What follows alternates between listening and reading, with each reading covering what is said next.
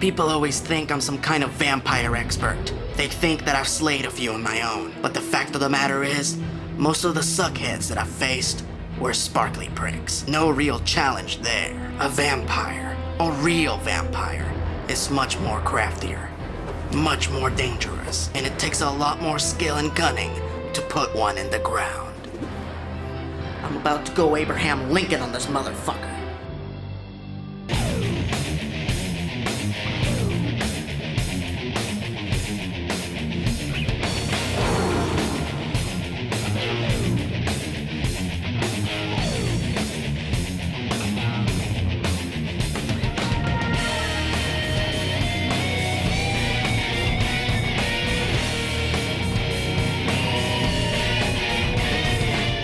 Greetings fanboys and fangirls, I'm Erod and I'm the Blockbuster Buster.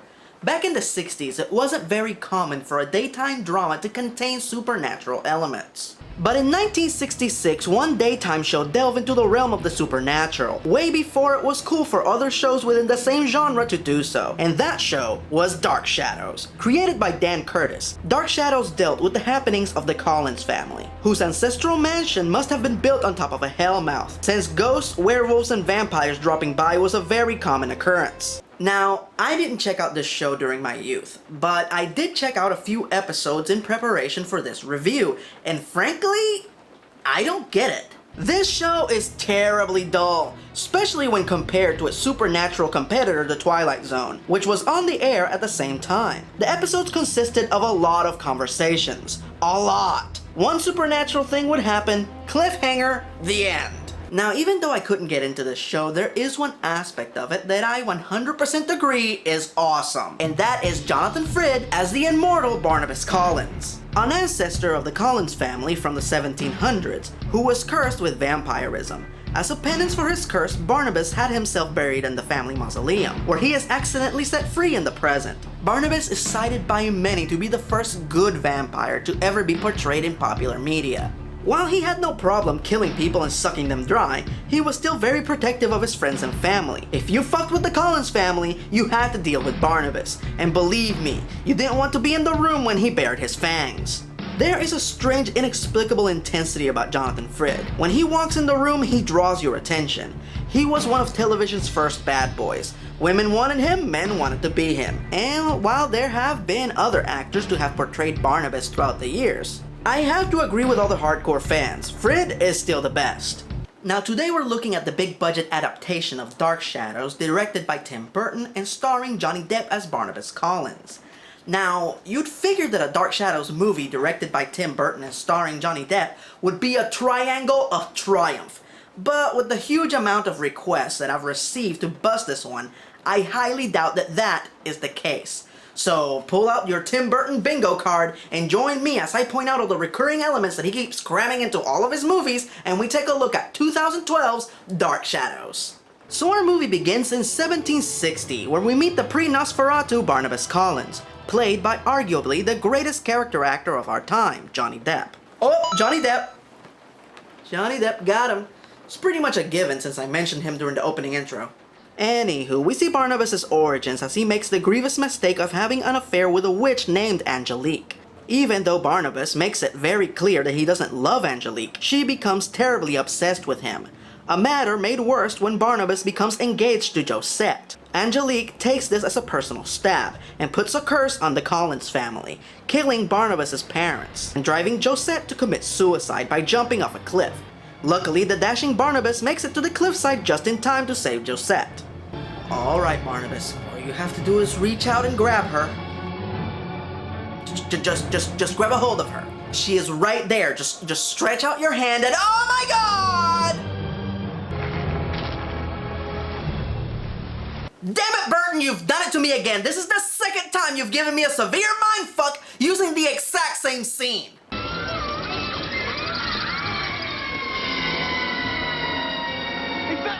The princess! Fuck it, he's used it before, so I'm counting it.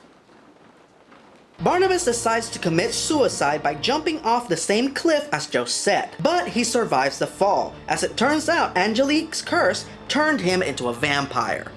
So he jumped off a cliff and that turned him into a vampire? WTF, mofo, that is not the way it works!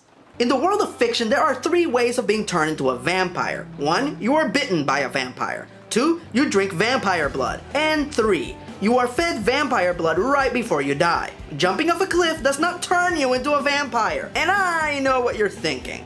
Maybe this is the way that Barnabas was turned in the TV show. Well, guess what? No, it wasn't! Seeking revenge, Angelique summoned a vampire bat from hell that attacked Barnabas and turned him into a vampire. And it wouldn't be so bad if this wasn't one of the most famous scenes from the entirety of the series. Oh, and yes, this is the actual clip. I know it looks silly, but it was the late 60s and they had a very low budget. It might look crappy, but it's canon. Desperate to find a way to reverse the curse, Barnabas begins to study the occult, and this is when he first gazes upon the sign of Mephistopheles. Have you had your break today? I know it's a cheap gag, but I couldn't resist. But apparently killing his parents and his fiancée and turning him into a vampire wasn't enough revenge for Angelique, who turns the townspeople against Barnabas, who have him chained and put into a wait, stop. The townspeople weren't the ones that put him in the coffin, he put himself in the coffin. In the show, Barnabas blamed himself for the death of Josette, and he let one of his father's servants lock him in a coffin with a cross nailed to the inside of the lid. This is one of the most important moments for Barnabas Collins, as this is his first act of nobility as a vampire. This is even worse than changing the method by which he is turned into a vampire. I mean, come on. Next thing you know, you're gonna tell me that Willie Loomis is not the one that sets him free in the present. Oh, fuck this movie! So instead of Willie Loomis, Barnabas is discovered by a construction crew, and holy shit!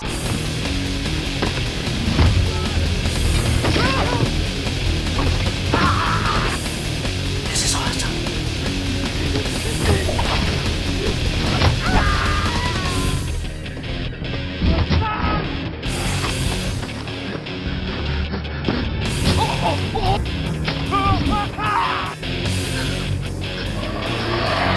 Okay, I know I have complained about them changing things up to this point, but this moment definitely redeems the have you had your break today? So, that moment earlier, when he was studying the occult, was just a setup for this punchline. Lame. So Barnabas makes his way to Collinwood and Jack Skellington! I got him. At Collinwood, he hypnotizes the caretaker, Willie Loomis, and finds out that he has woken up in the futuristic world of 1972. He then proceeds to strike the famous Barnabas Collins pose in front of his portrait. Nice.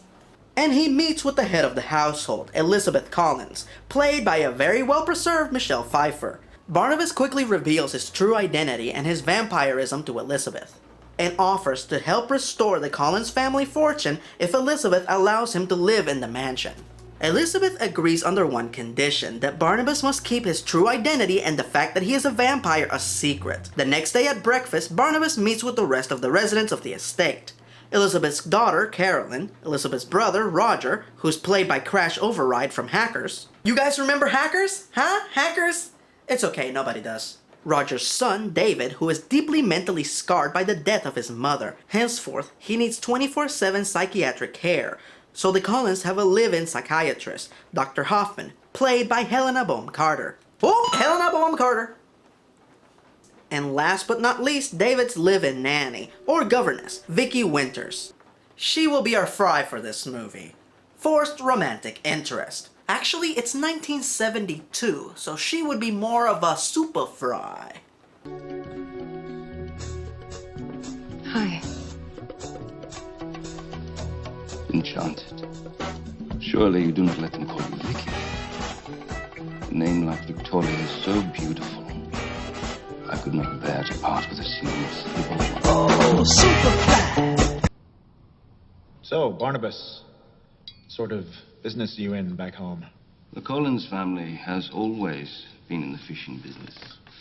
But after 2 centuries of consideration, I have decided to devote the entirety of my energies to family. He means it seemed like 2 centuries. Didn't you just agree to keep your identity a secret in the very last scene? I see that you have grown desperate enough to sell off the prized family silverware. How could you tell? These are exact replicas. Had this fork been real silver, my hand would have burst into flames upon its slightest touch.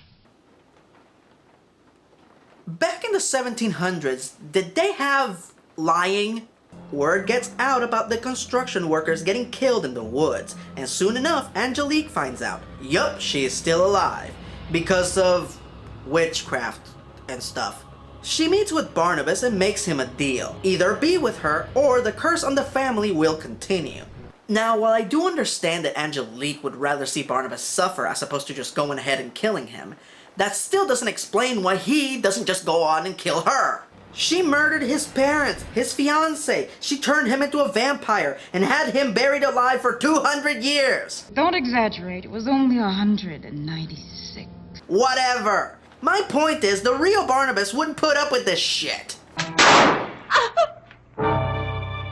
My point is that as soon as the sun sets, he should go over there and kill her, right? Nope, he decides to reopen the family's fish cannery instead. Yeah, she's both rich and immortal. That'll show her. You know, Barnabas' efforts here remind me of the following scene. Keep it up, men. The veneer is starting to peel.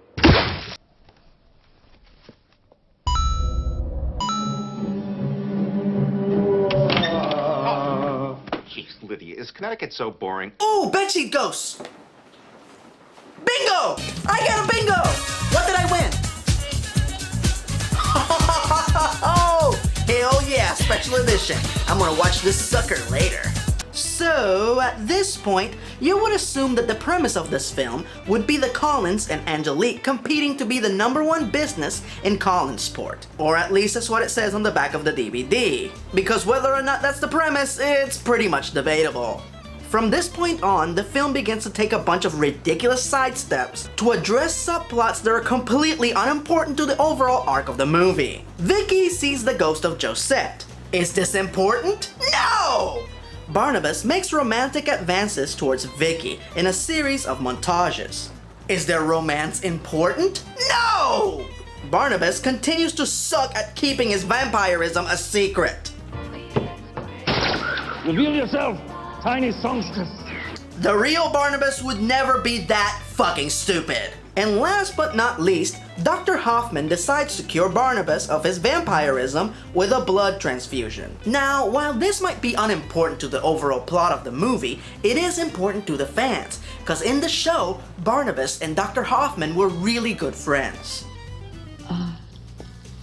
Barnabas, are you aware of the concept of doctor-patient confidentiality?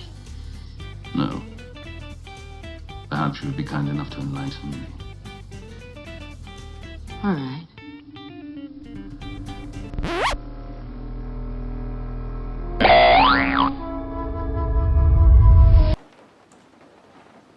Did she just give him a blowjob? You know, I haven't seen every single episode of Dark Shadows, but I'm gonna go out on a limb here and say that never happened on the show. Real classy, Burton. Real classy. So the movie decides to do something really unpredictable and address the main plot. Angelique has a meeting with Barnabas and offers to buy Colin's cannery from him to eliminate the competition. Alright, Barnabas, this is your chance. She can't use sunlight against you this time. Now you can finally avenge your parents and Josette by banging Angelique like a drum.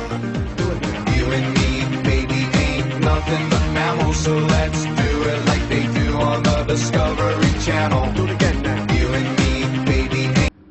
That was a regrettable turn of events. Okay, two things. Firstly, the real Barnabas Collins would never be undisciplined and stupid enough to have sex with the person that murdered the woman that he loved. And secondly, I think I've seen this mating ritual before. Women roar, and they hurl heavy objects and claw at you. What does the man do? He reads love poetry. And now for more pointless plot points. Vicky reveals to Barnabas that she's always been able to talk to ghosts, and that this led to her parents committing her to a mental institution where they gave her, as a little girl, electroshock therapy? What a wonderful addition to this fun-filled horror comedy. 'Cause nothing says fun, fun, fun like little children being forcefully electrocuted. Barnabas discovers that Dr. Hoffman was not helping Barnabas to be human again. She was helping herself to his blood so she could make herself a vampire. So he kills her and dumps the body. So, are there any consequences to Dr. Hoffman's murder? Do the rest of the Collins family even inquire as to Dr. Hoffman's whereabouts? No! Are you noticing a pattern here? The family has a ball in which they invite the original cast from the show and Alice Cooper. Awesome, but fucking pointless. Barnabas realizes that Roger is a fucking scumbag and a bad father, so he throws him out of the house. You see, this scene is really important, as David and Roger's rocky relationship was really well established in the first 2 acts of the movie, so it was really gratifying to finally see it concluded in this beautifully crafted dramatic exchange. Oh wait, my mistake, I said that backwards. The problems in their relationship are established in one scene and then solved in the very next one. Gee, I'm so glad they barely established this character just to get rid of him. Fucking pointless. Hey, I have a wacky idea. Could we possibly do something, anything having to do with the Collins feud with Angelique? You know, the actual plot of the movie, according to IMDb.com? Well, just so happens that at that very moment, the disco ball from their big party goes to fall on David, and Barnabas is forced to use his vampire powers in front of the whole family to save David, therefore revealing his true nature to everyone. Whoa, wait.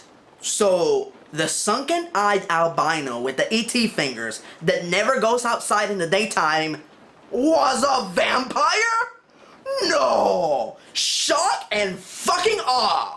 Oh no, the guy that I had such a deep-rooted connection with after spending 2 montages and having 1 full conversation with lied to me and is really a blood-sucking creature of the night. I am so betrayed.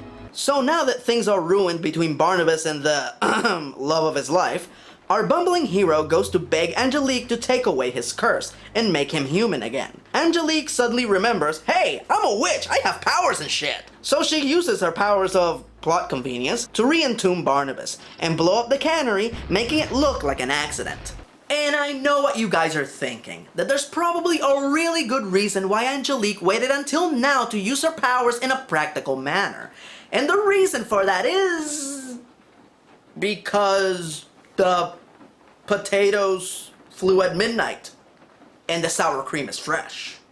Before Angelique seals Barnabas in his tomb for another 200 years, she takes off her soiled panties and puts them on his face? Ew! You sick, lady! You sick!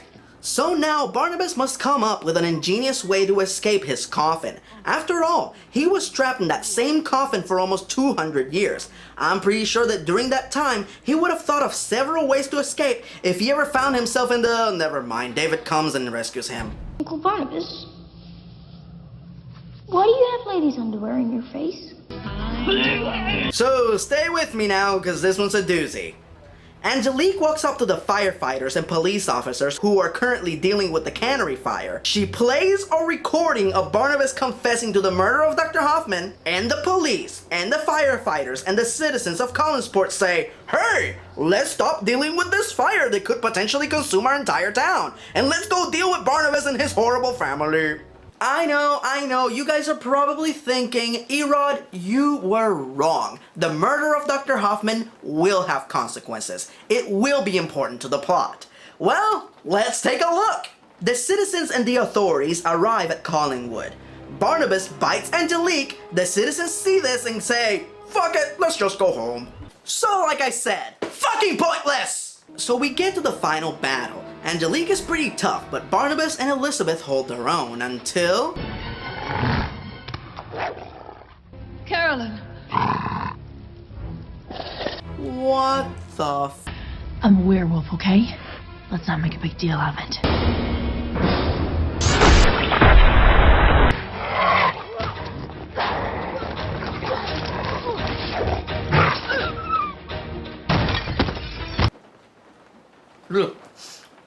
Anyway, where was I?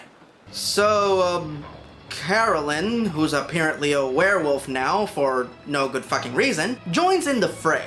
But Angelique is still too powerful, and oh fuck bunnies, what now? Is David gonna turn out to be the creature from the Black Lagoon? I'm warning you.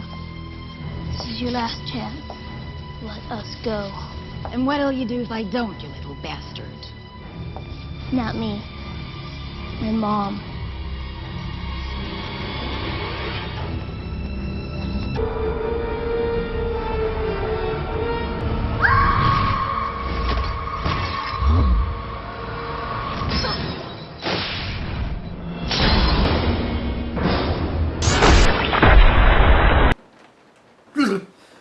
Oh man, the logic centers of my brain are really taking a beating during this review.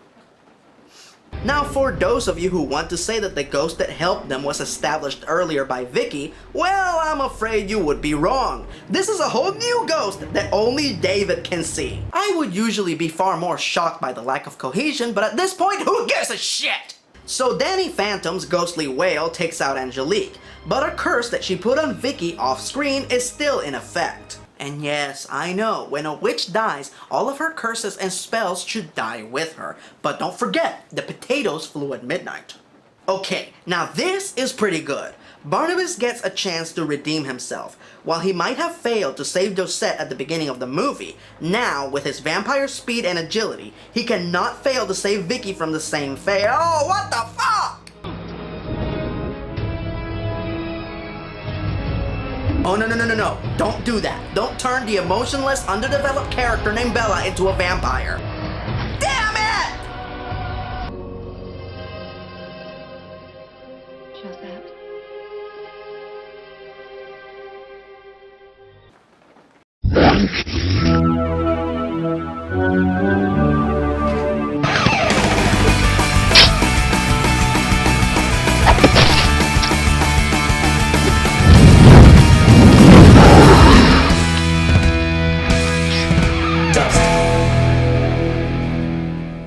This movie's a salacious, shallow shadow of shortcomings. I am stunned that this movie was allegedly made by hardcore fans, as it doesn't do a very good job of making the show seem appealing. Just like the rest of Burton's film work, the cinematography is beautiful, the production design is outstanding, and there are some truly great performances here, but they're pretty much wasted, since the mass quantity of the plot threads lead to nothing. Even though most episodes of the original show ended in cliffhangers, they did eventually conclude their storylines, and they did a really good job of establishing said plot threads, in spite of the fact that the setups consisted of endless conversations. This film makes you feel like you missed something, like you accidentally walked in during the middle of the movie and missed half the exposition. But this movie's biggest fail, and I cannot stress this enough, is the portrayal of Barnabas Collins. Now, don't misunderstand me. Johnny Depp is still a great actor, and he does a really good job here, as far as disappearing in the guise of a completely different character. But is he Barnabas Collins? Sometimes. There are moments when he nails it. He is the brooding, badass vampire once brought to life by Jonathan Frid. The majority of the time, though, he is such an idiot. It's embarrassing. Barnabas, why are you staring into Carolyn's room? What is that thing? It's a lamp.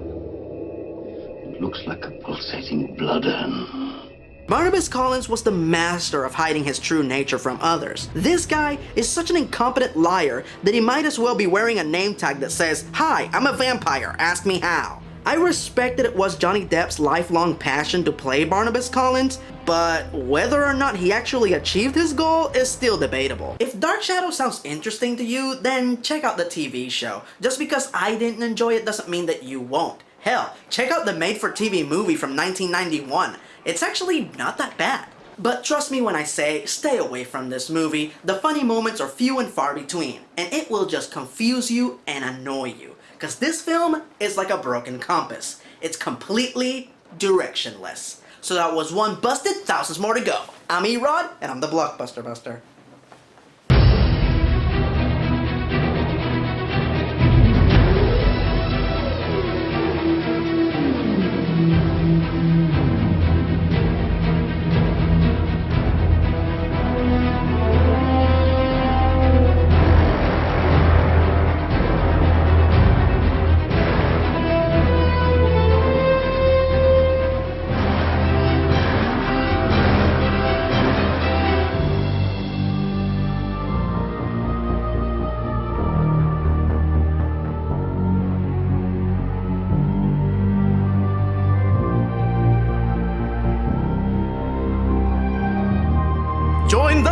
suckers!